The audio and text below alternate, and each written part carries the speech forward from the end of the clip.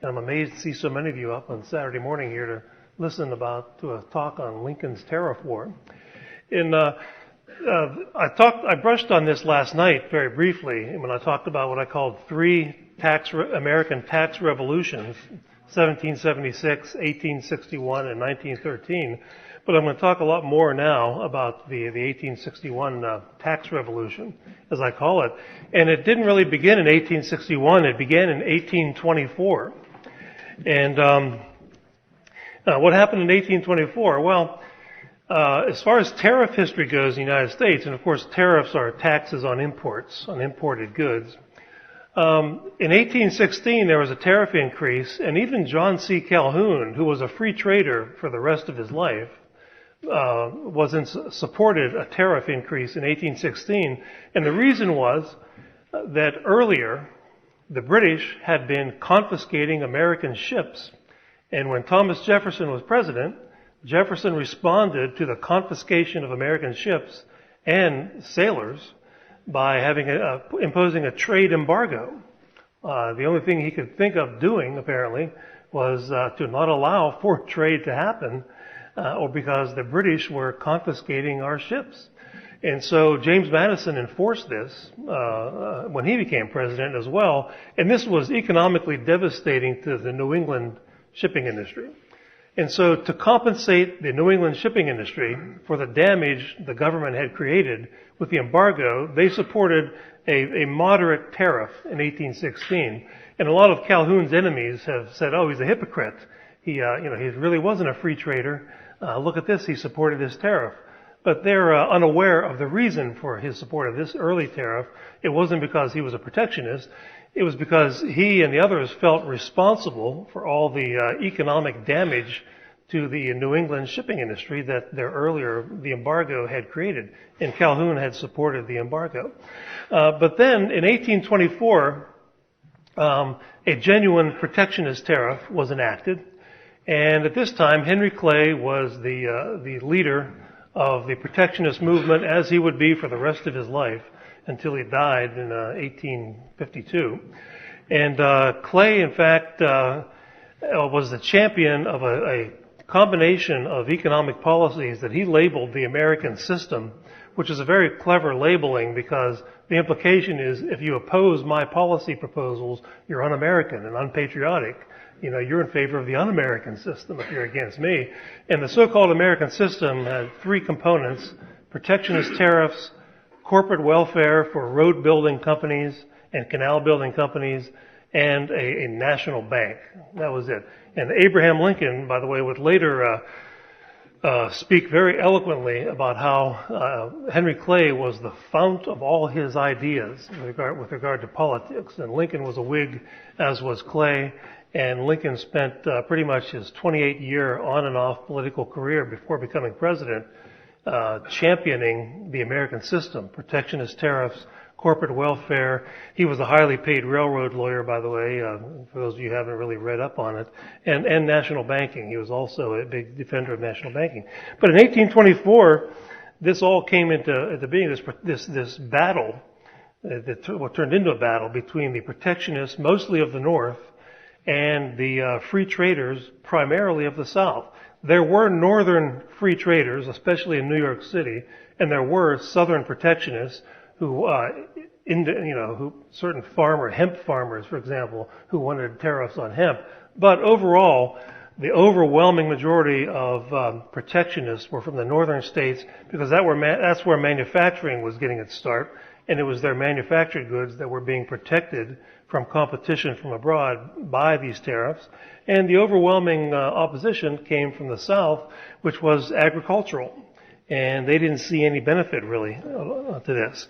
And so that's what happened. And by 1828, the protectionists had the higher hand, and they raised tariffs to almost 50%.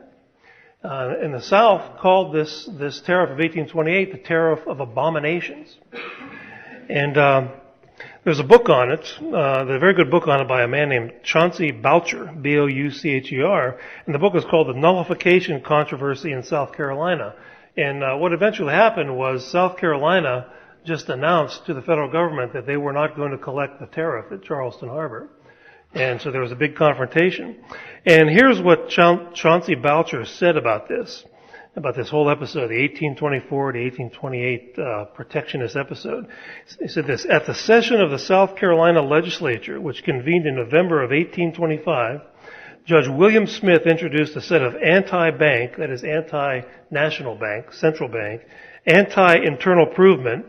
Internal improvement was a euphemism for corporate welfare, as we call it today, and anti-tariff resolutions. They were adopted. Before this session, there had appeared in South Carolina scattered evidence of the opposition to nationalism, but this episode may be said to mark the beginning of the formidable anti-nationalist movement in the state. And not only in that state, but in the South in general. And most of you are probably familiar with the early American history of being a conflict between the Jeffersonians on the one hand, the states' right Jeffersonians. They were also the free trade Jeffersonians, the anti-bank Jeffersonians, and anti-internal improvements Jeffersonians, and the Hamiltonians, who were in favor of just the opposite: protectionist tariffs, central banking, and taxpayer subsidies for corporations to build roads and canals and things. And so the conflict between the Jeffersonians and the Hamiltonians manifested itself for decades in the context of these economic disputes. It wasn't just a philosophical dispute. This is how the philosophical dispute manifested itself in real policy. And these resolutions condemned what they called usurpations, and they said this: the tariff was denounced as a system of robbery and plunder destructive to the southern states. And then by 1828, as I said, the South Carolina legislature passed a nullification law that essentially said we are not going to enforce this tariff, this 50% tariff. And what did that say? It said that the Tariff Acts of 1828 is unauthorized by the Constitution of the United States and violates the true meaning and intent thereof, and therefore are null, void, and no law, nor binding upon this state, its officers, or citizens. And so back in those days, you had a state taking what was at the time known as the Jeffersonian dictum of nullification. Jefferson was the author of this idea of nullification through something called the Kentucky Resolve of 1798. And this was a response to the Alien and Sedition Acts. And when President John Adams was in office, and they passed the Alien and Sedition Act, the Sedition Act in particular, made it illegal essentially to criticize the government. And the Sedition Act was enacted into law in such a way that it would become no longer be law on the day John Adams left office. So it was never to apply to the Federalists like John Adams. It was only to apply to Jefferson's party. And the only people who were ever prosecuted under the Sedition Act were members of Jefferson's party. There were no Federalists that were ever prosecuted. And this included newspaper people, politicians, and so forth. So Jefferson responded with this Kentucky Resolve of 1798 that essentially said that we, the people of the states, have very much a right to decide on issues of constitutionality as any other branch of government, as the Congress or the Supreme Court or the executive branch, and so we don't think this law, the Sedition Act, is constitutional, and we don't plan on obeying it. So what South Carolina did in 1828 was taken strictly out of the Jeffersonian book with regard to nullification. And this is an interesting, it's hard to imagine that the citizens of a state would do something like this today. But what did this nullification law authorized importers, remember this is a 50% tax on imports. It authorized importers themselves to recover any goods that had been impounded by federal tariff collectors. Sheriffs were instructed to seize the private property of the tariff collectors. So if you're a tariff collector, they could seize your property, everything you personally own, and award that property to the importers until the seized imported goods were recovered by the importers. That's an incentive for you. Any duties that were paid were to be reimbursed with interest to the importers. Anyone arrested for failure to pay the tariff was to be immediately liberated from jail. No property titles were to be recognized for property sold in order to pay the tariff. Tariff collectors and all their assistants were subject to fines and imprisonment for any attempt to resist the nullification law. This is how to treat federal bureaucrats, in my view. And no public jail in the state could be used to imprison anyone for failure to pay the tariff. And here's finally my favorite part of the law. A fund of $200,000 was made available to the governor of South Carolina to purchase guns if necessary to enforce the nullification law through the state militia. So they were serious about not collecting this tax. So that was back in the days when the citizens did not just sit back and be taxed like slaves like we all do now. They had a method for opposing what they thought were unconstitutional usurpations of power by the federal government, and it was called nullification. This forced President Andrew Jackson, to back down. The famous Indian fighter backed down to the South Carolina legislature, basically. And there was a compromise lower tariff.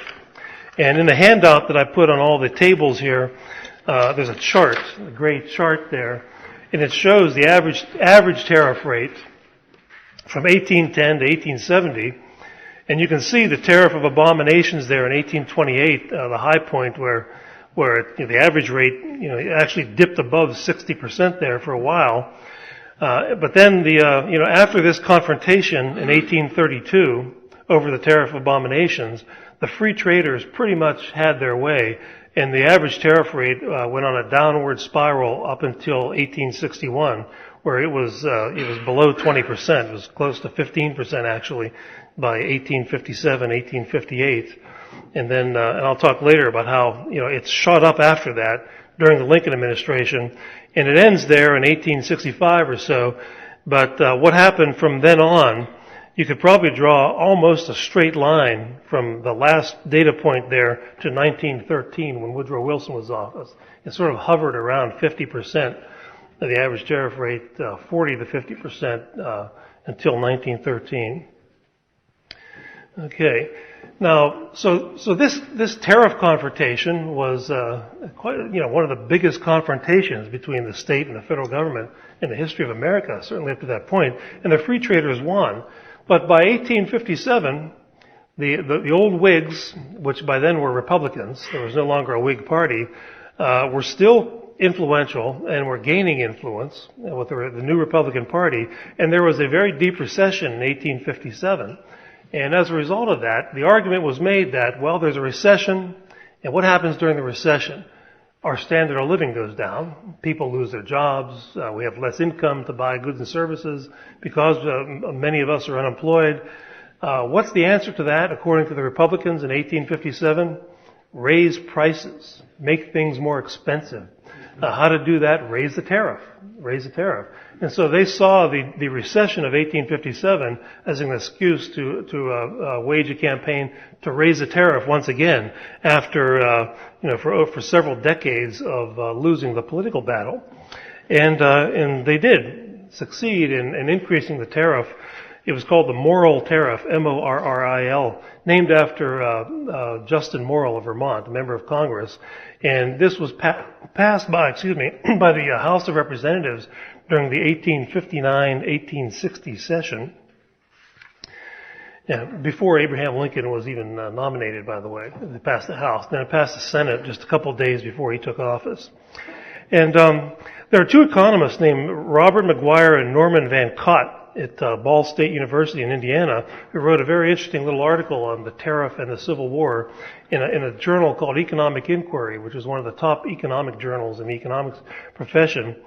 And here's what they say. They say, during this time, a drumbeat for protection among various Northeasterners, industries, and labor groups commenced in late 1857. And of course, raising the tariffs had been a paramount objective of the Republican Party. And they took a look at the votes on the Morrill Tariff by region. And what they found was that 87% of the northern congressmen voted for the Morrill Tariff, but only 12% of southern congressmen.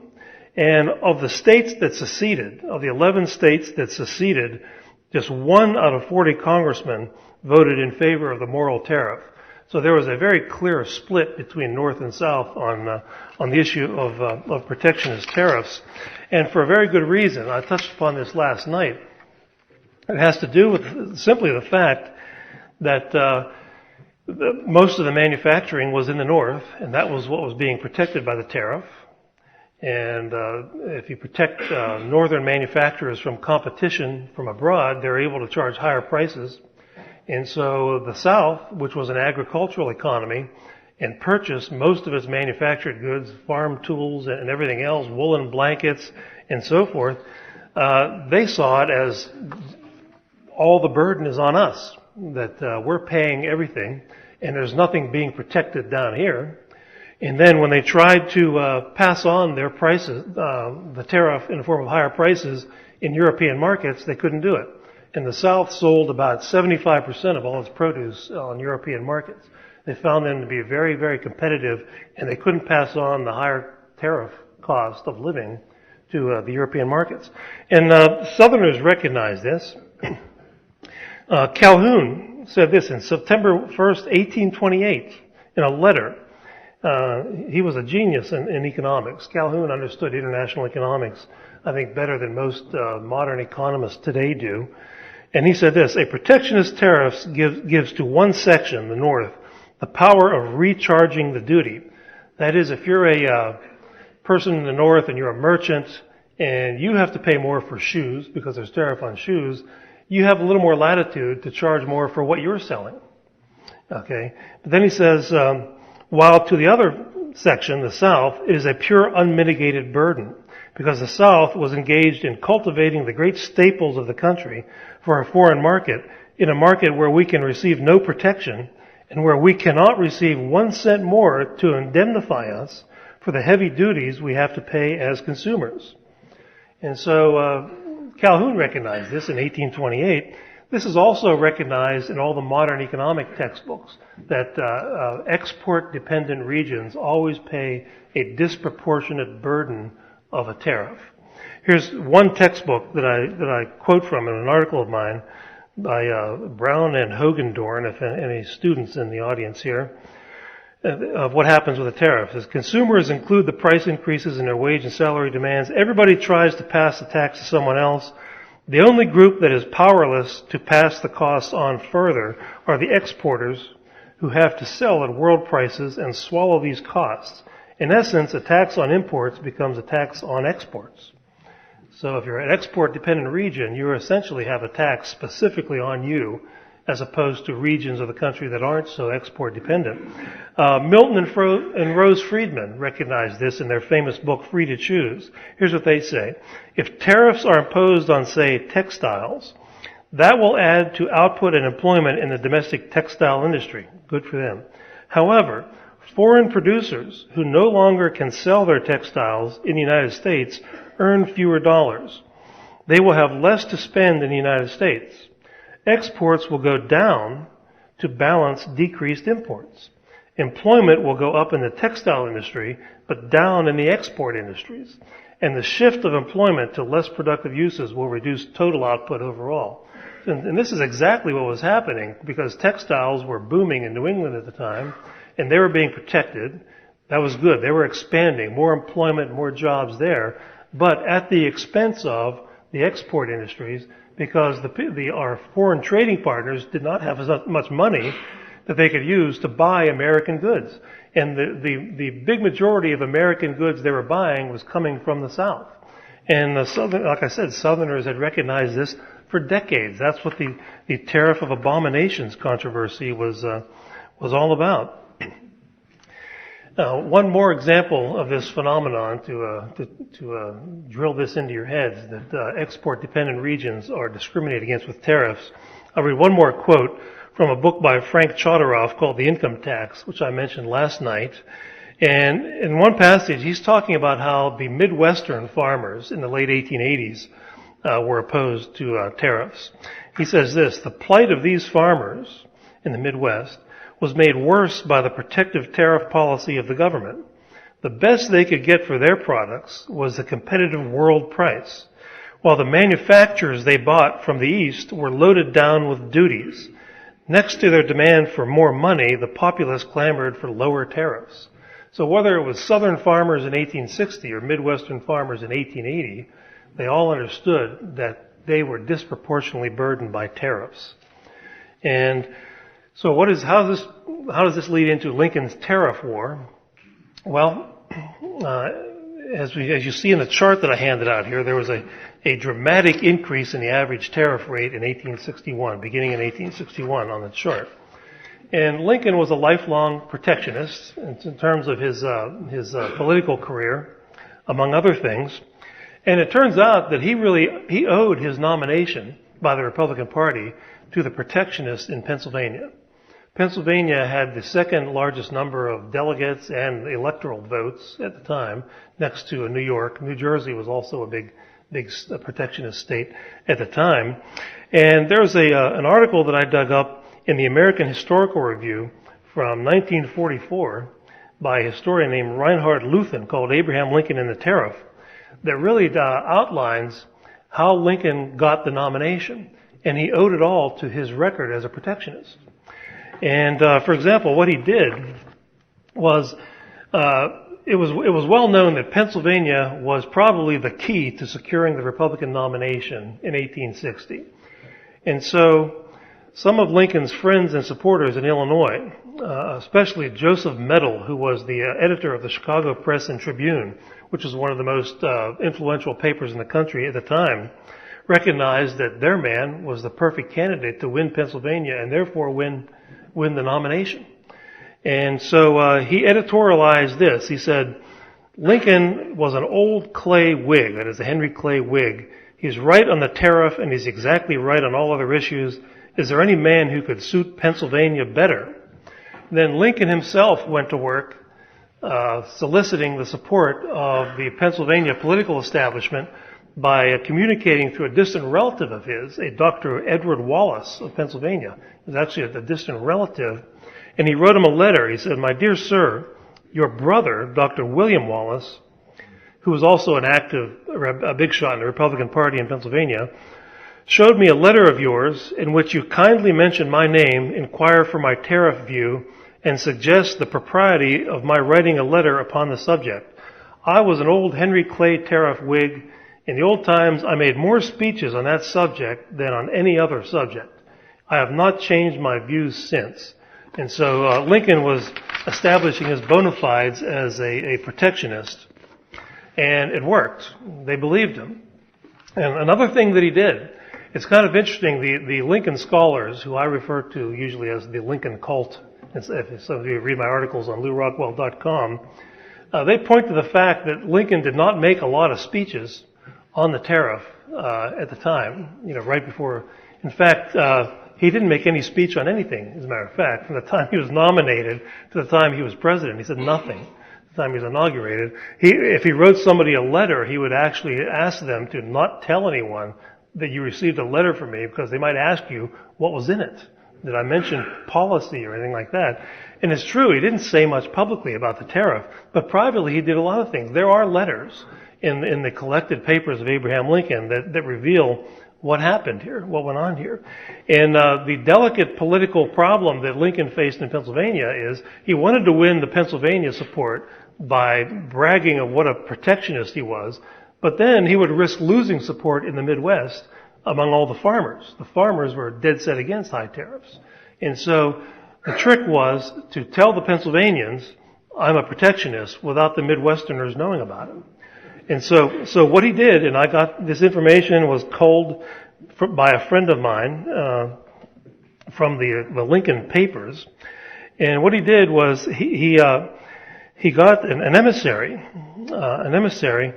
to take his old speeches, the originals, to Pennsylvania and show them to Simon Cameron and Thaddeus Stevens and all the big shots in Pennsylvania politics, documenting that for decades he had been an ardent protectionist. And they did that. They carried these, the Lincoln scholars call these the tariff scraps. So anything that disagrees with their version of history, it's all scrap. So they call these the tariff scraps. But these were Lincoln's speeches on tariffs.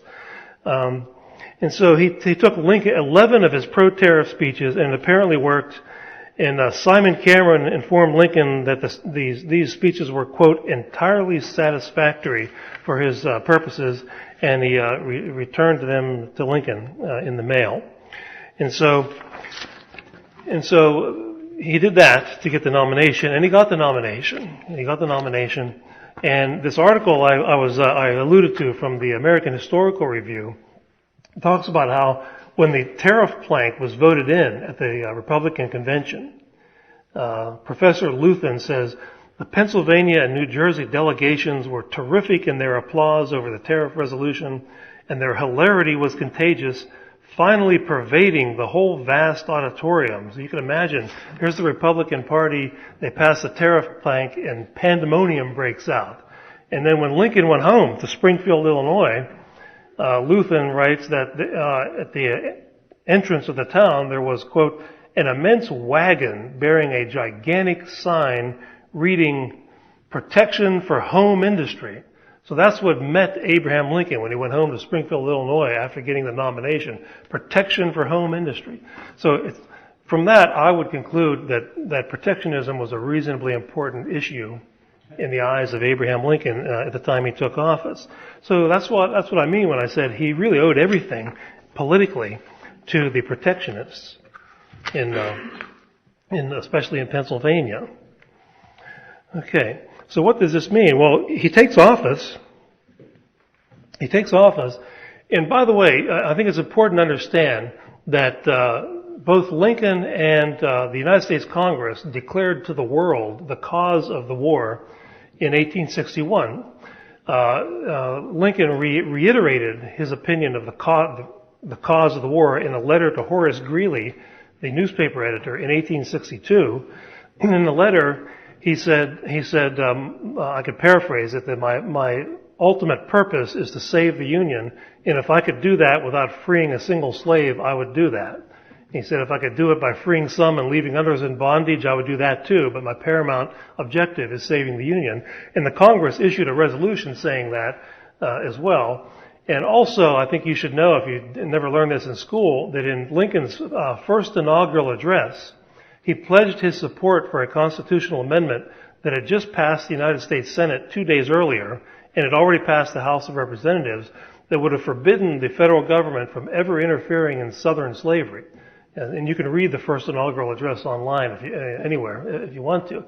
And so the day he was inaugurated, he was fully supportive of Southern slavery. He said it was constitutional, and he said in that speech he had no objection to making it express and irrevocable, that is, Southern slavery, putting it in black and white in the Constitution with this amendment, because his paramount objective, as he said, was saving the Union or destroying the secession movement. Same thing. And now in my book I argue that the Union was destroyed, actually, because it was a voluntary union. We did hold ratification elections by state, and it was a voluntary thing, but it was no longer voluntary after 1865. So that rhetoric is sort of off base too. But the question is, where did this idea come from that the Union is so sacrosanct that it would justify 620,000 deaths, which occurred in the war back when the population was 30 million. That would be the equivalent of roughly 6 million deaths today in 4 years, or well over 100 times the number of Americans who died in Vietnam. Where did this idea come? Why? Why is the Union so sacrosanct? When Virginia, for example, when Virginia ratified the Constitution, they explicitly reserved the right to resume the powers that they had delegated to the federal government at some future date if the federal government became oppressive of their liberties. Rhode Island and New York said the same thing. It was assumed by everyone it was a voluntary union. So my argument is that the reason why Lincoln was so infatuated with the Union is that if the South left, it would take all this tax revenue with it. The tariff accounted for 95% of all federal revenues. And if the southern states seceded, well, that would have been the destruction of Abraham Lincoln's political career for sure, and it certainly would have destroyed the Republican Party. They'd have gone the way of the Whigs. And my take on the whole thing is that's why all of a sudden the Union became so sacrosanct.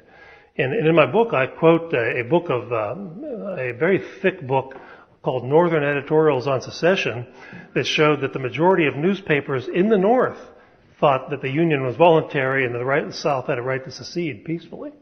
Of course, that opinion changed after Fort Sumter. But listen to what Lincoln said about tariffs in his first inaugural address. In one passage where he says, "The power confided in me will be used to hold, occupy, and possess the property and places belonging to the government." Well, that's not about tariffs, that's property. Here's the tariff part. "And to collect the duties and imposts." Now listen to this. "But beyond what may be necessary for these objects, there will be no invasion, no using force against or among the people anywhere." So now think about that. A president is inaugurated and he's saying, put it into context, the tariff tax had just been doubled, more than doubled, from about 15% to 32%. The South for 30 years had been complaining, we're being plundered by this tariff because we're exporters. The Republicans get rammed through the moral tariff that doubles their tax rate. Double. Lincoln says, collect this tax and there will be no invasion. To me, that means don't collect the tax and there will be an invasion. So he literally threatened death and destruction over tax collection. It's right in there in the first inaugural address in black and white. Now, Andrew Jackson backed down. Almost the exact same thing happened under Andrew Jackson with the tariff abominations. South Carolina nullified it, and Virginia, by the way, joined in with South Carolina and supported South Carolina on this. But Andrew Jackson backed down, but Abraham Lincoln wasn't backing down. On the issue of slavery, he said in the same speech, he's willing to support a constitutional amendment that would forbid him or any other American president from ever interfering in slavery. But on the issue of tax collection, pay up or die is essentially what he said. And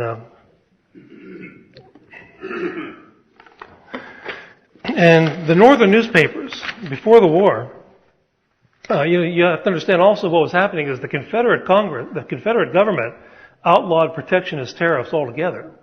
And so here you have the North with a 50% tariff that they were on the road toward, and the South with a minimal revenue tariff. Here's what the Confederate Constitution actually said about tariffs. It's almost exactly like the U.S. Constitution with some minor changes. Article 1, Section 8, Clause 1 of the Confederate Constitution said, "Congress shall have power to lay and collect taxes, imposts, and excise taxes for revenue necessary to pay the debts, provide for the common defense, and carry on the government of the Confederate States. But no bounties shall be granted from the Treasury, nor shall any duties or taxes on importations from foreign nations be laid to promote or foster any branch of industry." No protectionism. "And all duties, imposts, and excises shall be uniform throughout the Confederate States." So it's very similar to the U.S. Constitution, but they explicitly said no, tariffs are not to be used for protectionism, only a revenue tariff to raise money for the government. There were northern newspapers around the outbreak of the war who were really fretting about this. They were very concerned about what would happen if the South moved in the direction of free trade and the North moved in the direction of more protectionism. Here's what the Daily Chicago Times said on December 10th, 1860. It said, "The South has furnished near 3/4 of the entire exports of the country. Last year she furnished 72% of all the exports. We, Chicago, the North, have a tariff that protects our manufacturers from 30 to 50% and enables us to consume large quantities of Southern cotton and to compete in our whole home market with the skilled labor of Europe. This operates to compel the South to pay an indirect bounty to our skilled labor of millions annually." And they were saying, all right, good deal. We like this. And then they went on to say, "Let the South adopt the free trade system, and the North's commerce must be reduced to less than half of what it now is. Our labor could not compete with the labor of Europe. A large portion of our shipping interest would pass into the hands of the South, leading to very general bankruptcy and ruin. So they were fearful of the move to free trade. And another newspaper, the New York Evening Post on March 12, 1861, advocated that the Navy, the United States Navy, quote, abolish all ports of entry into the South. Now this was before Fort Sumter. Fort Sumter was April 12, 1861. This is March 12, 1861, where Republican Party associated newspapers in the North were advocating the bombardment of Charleston Harbor and New Orleans to avoid free trade. The Newark, New Jersey Daily Advertiser said this on April 2nd, 1861. Southerners had apparently taken to their bosoms the liberal and popular doctrine of free trade, and they might be willing to go toward free trade with the European powers, which must operate to the serious disadvantage of the North, as commerce will largely be diverted to southern cities. We apprehend that the chief instigator of the present troubles, South Carolina, have all along for years been preparing the way for the adoption of free trade and must be stopped by the closing of the ports by military force. And that's the Newark, New Jersey Daily Advertiser. There were other northern newspapers, like the New Haven Daily Register said the same thing.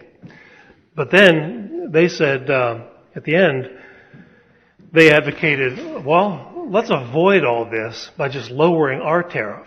You know, rather than bombing the southern ports, why don't we just lower our tariff and avoid this economic calamity? But of course that didn't happen. No one paid attention to them. It didn't happen. Fort Sumter takes place, where, by the way, no one was hurt or killed. I think one horse made his end. One horse was killed. Fort Sumter. The response by the Lincoln administration was a full-scale invasion of all the southern states after Fort Sumter. And a naval blockade was announced 2 weeks after Fort Sumter. And again, this is one of the things that anybody can read on the internet, Lincoln's announcement regarding the reason for the naval blockade of the southern states. And he gave one reason, just one reason is in there. What do you think, who would like to guess what the one reason is? Tariff collection. He explicitly said with the seceding states, I am unable to fulfill I'm paraphrasing, my duties as president in collecting the taxes. And so that was the reason for the naval blockade, which of course was an act of war and for the war. And he said that. Okay.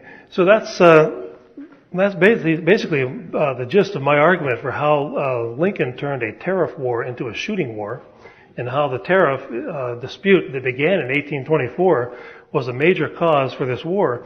And the final thing I'd like to mention here is that after my book came out, there's more and more people that I'm running across, scholars and others, that are agreeing with me. They're writing books about this.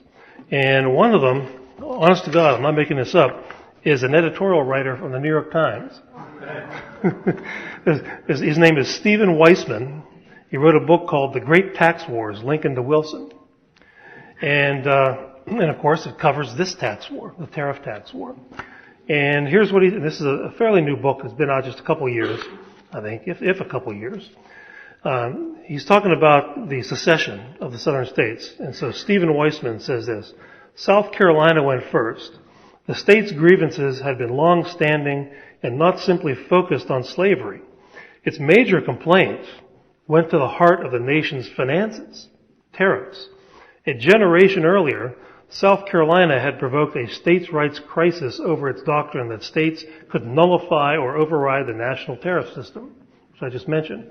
The nullification fight in 1832 was actually a tax revolt.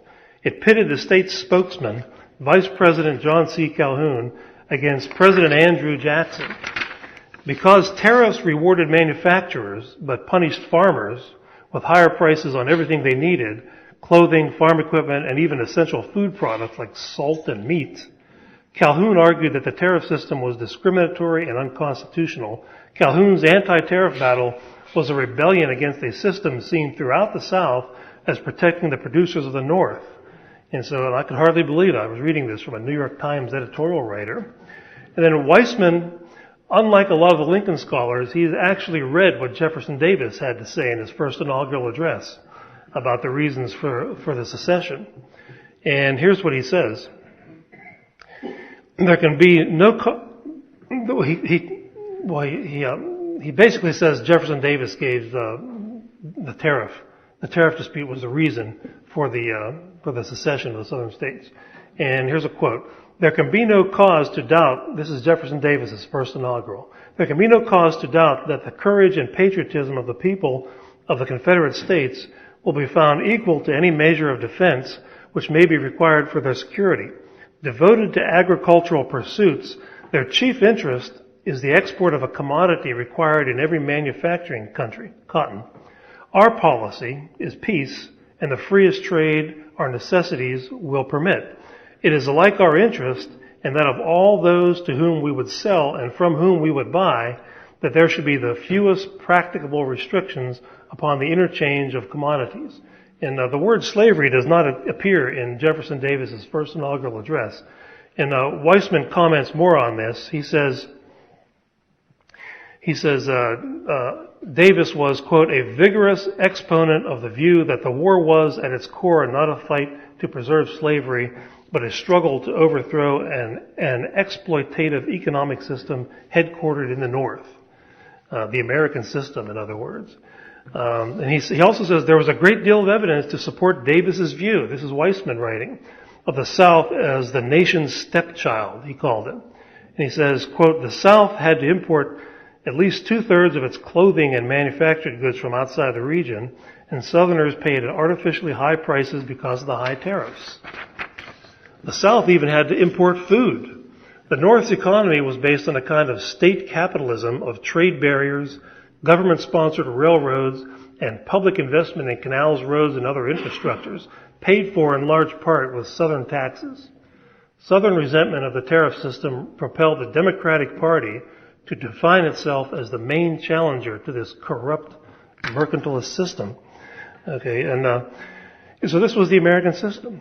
And another person that, the final thing I'll mention here, that wrote a book this year that also supports the view that the tariff is a much more important cause of this whole battle than most historians say, is Professor Michael Holt from right here at the University of Virginia.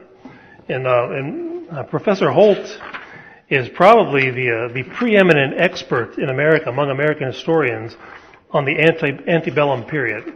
He's a Princeton graduate. He's been here for many years. Among his books are The Fate of Their Country is his latest, The Rise and Fall of the American Whig Party, The Political Crisis of the 1850s, and The Civil War and Reconstruction. And what he writes about in this latest book of his is he focuses on, the debate over slavery at the time was not about Southern slavery. The Republicans and Lincoln only opposed the extension of slavery into the new territories, but they pledged their support for a constitutional amendment to support Southern slavery. In fact, when that vote was taken in the Senate, 2 days before Lincoln's inauguration on this constitutional amendment, most of the Southern senators were gone. These were all Northern senators that voted in favor of this constitutional amendment to ban the federal government from ever interfering in slavery, Southern slavery. Why the extension of slavery? Why was that important? Well, one theory that historians talk about is the theory that if you eliminate slavery in the new territories, then it will eventually wither on the vine everywhere else. And I've never understood how that exactly was supposed to happen. And Professor Holt says this: modern economic historians have demonstrated that this assumption was false. That was never likely to happen. But Lincoln himself gave 2 reasons for the opposition to the extension of slavery, and as did other members of his party. One, they wanted to preserve the new territories for the white race. They explicitly said that.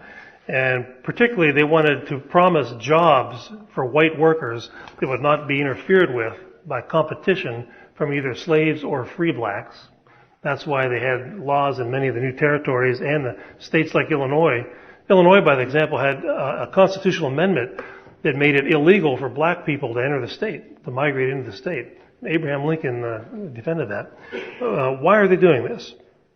The second reason, the more important one, was the 3/5 clause of the Constitution, which existed at the time, artificially increased the congressional representation of the Democratic Party, because it said that for every 5 slaves, you could count them as 3 people for purposes of determining how many members of Congress there would be by state. So the argument that Lincoln made was if slavery goes into the new territories, that will further increase the representation of the Democratic Party. We can't have that. Now, I'll support an amendment that will ban forever the ability of the government to do anything about Southern slavery, but the extension of slavery will disadvantage my party, therefore I'm against it. That was his position. That was the position of all the big shot Republicans at the time. And what Holt says about this is this: many northern whites also wanted to keep slaves out of the West in order to keep blacks out. The North was a pervasively racist society where free blacks suffered social, economic, and political discrimination. Bigots, they sought to bar African American slaves from the West. Congressman David Wilmot himself proudly and repeatedly called his measure the Wilmot Proviso. He called it the white man's proviso. So it's not just my theorizing here. Professor Holt has much more stature than I do on this whole topic. So politics was why the extension of slavery became an issue, not morality, not humanitarianism. And what was the end of this politics? Why politics? Why was this a big political issue to the Republicans? Well, I'll quote Holt one more time. He quotes Ohio Congressman Joshua Giddings as explaining why the opposition to the extension of slavery. Here's what Giddings said: to give the South the preponderance of political power would be itself a surrender of our tariff, our internal improvements, our distribution of proceeds of public lands. It is the most abominable proposition with which a free people were ever insulted.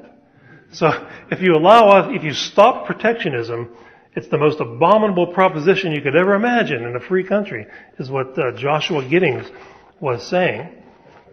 And so one final conclusion here from Professor Holt of what he says about this whole episode is, he says, short-sighted politicians of all parties use the emotionally charged and largely chimerical, and the word chimerical, I looked it up so I'd have a precise definition of it, means wildly fanciful and unrealistic, according to Webster's. And the largely chimerical issue of slavery's extension westward to pursue the election of their candidates and settle political scores, all the while inexorably dragging the nation down toward disunion.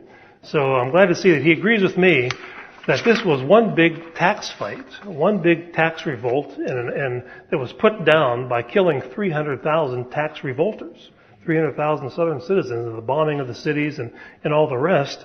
And so that's not a very enlightening thing to end with, but that was won. The states' rights check on the powers of the central government were abolished. Central banking was initiated with the National Currency Acts. In the tariff, they got their tariff. They got their 50% tariff in the Republican Party that lasted until 1913. And it dipped for a few years after that and then went right back up to 60% with the Smoot-Hawley tariff in 1930. And maybe that's about all time I'll take for now. Thanks for not pelting me with cabbages or anything like that. If there are any Lincoln supporters out there.